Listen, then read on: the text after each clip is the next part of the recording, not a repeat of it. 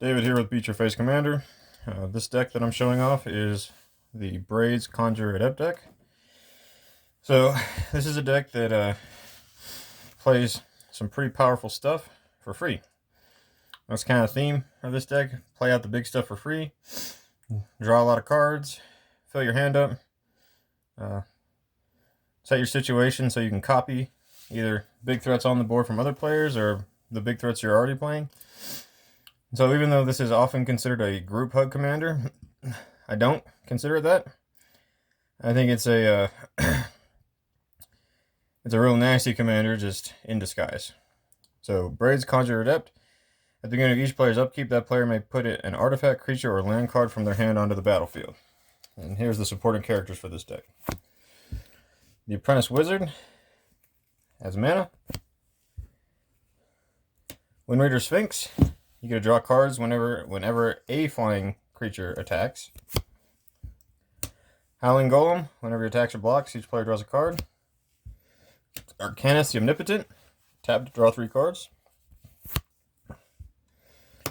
Jin Jitaxis. Augur. At the beginning of your end step, draw 7 cards, and each opponent's maximum hand size is reduced by 7. Consecrate Sphinx. Whenever an opponent draws a card, you may draw 2 cards. Zal, Primal Tide. Can't be countered. You have no maximum hand size. And whenever an opponent casts a non-creature spell, draw a card.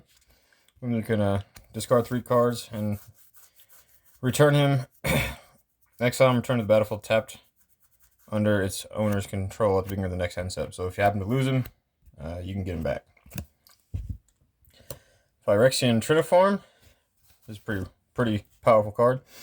When he dies, you create 3 colorless golem artifact creatures, and for Encore 12, you can exile them from the graveyard, and for each opponent, create a token copy that attacks that opponent this turn, if able. They gain haste, and then you sacrifice them to begin the next end step. So it's a way to recur and then create even more 3/3 golems. Body of Knowledge. His power and toughness equal number of cards in your hand, and you have no maximum hand size. And then he's also got card draw on him. Sakashima's Protege, Flashing Cascade, and then you can have it be a copy of a permanent that enters the battlefield this turn. So you braids out something big and then cast her. It's a good use. Colossus of Akros, Defender and Indestructible, and Monstrosity 10. So if he's monstrous, he gets Trample, and he can attack as though he didn't have Defender. Phyrexian Metamorph. Make him a copy of an artifact or creature. Wormcoil Engine. Perplexing Chimera. When your opponents cast spells, you can exchange control of it with him. Spark Double for cloning effects. Stormtide Leviathan. Locks down the board to everything except for creatures with flying or island walk. The Unspeakable, just a big old beater, 6/7 flyer. Wonder, if that's in your graveyard, all your creatures have flying. The Suvin Shapeshifter, it's again another clone effect. Shimmermere lets you play your artifacts as though they had flash. Shipbreaker Kraken is a monstrosity 4, so when you make him monstrous, he gets 4/1/1 counters. And taps up to 4 target creatures that don't untap as long as he's on the board. Naiad of Hidden Coves. As long as your turns, spells you cast cost 1 less to cast. Pretty decent. Ancient Stone Idol can be flashed in. He's a 12/12 trampler that when he dies becomes a 6/12 trampler. Lightsteel Colossus. Tromocratus. He has Hexproof. As long as he's not attacking or blocking, and then he can't be blocked except by all creatures a defending player controls. So good way to hit hard. Thrix, the Sudden Storm, Flash and Flying. He reduces your mana cost for spells 5 or greater, and they can't be countered. Solemn Simulacrum, so the Sad Robot. Good way to get a card draw and a land. Blade Griff Prototype. Whenever he deals combat damage to a player, destroy that target non-land permanent of that player's choice that one of your opponents control. So good political play. Mirror Image, another clone effect. Tidal Barracuda. Everyone has flash, but your opponents can't cast spells during your turn. Pretty decent. Teferi, Master of Time. You can activate his loyalty abilities at instant speed. You can draw a card, then discard a card. Target creature you don't control phases out, or his ultimate, which is probably one of the best ultimates I think there is on a Planeswalker. Take 2 extra turns after this one. Vidalcan Orrery. Play things at flash speed. Lightning Greaves and Swiftfoot Boots to provide some evasion protection for your commander. Fawn of Mythos. At the beginning of each player's draw step, that player draws 2 additional cards. Quicksilver Amulet. You can tap 4 on the amulet to put a creature card from your hand onto the battlefield. Just another way to cheat things out. For some ramp, we have the Thran Dynamo, Soul Ring, Slot Vessel. It's also changes your hand size to have no maximum.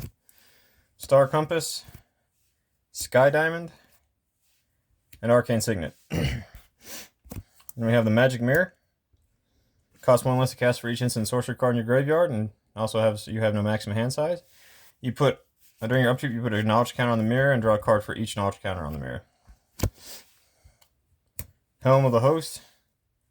Beginning of combat on your turn, create a token that's a copy of a equipped creature, except it isn't legendary, and the token gains haste. That's a killer in this deck. That's a way to finish out games. Cyclonic Rift,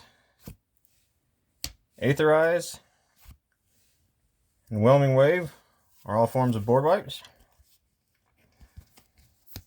Stolen Identity is another way to create clones. In this case, the Cipher ability is pretty awesome. Put that on something with trample or flying, you can create a whole bunch of tokens. Metamorphic Alteration and Mirror Maid, all cloning effects for this one for artifacts or enchantments. Teferi's Ageless Insight lets you draw extra cards, as does Thought Reflection. The Finale of Revelation lets you draw a ton of cards, and then you have the possibility of having no maximum hand size. One with a machine, draw cards equal to the highest converted mana cost among artifacts you control. Reshape lets you sack an artifact like a mana rock or something, and then search for a much bigger artifact. Leadership Vacuum. Target player returns each commander they control from the battlefield to the command zone. And then I got a number of counter spells in here. We'll play old school counter spell. Mana Leak. Rewind.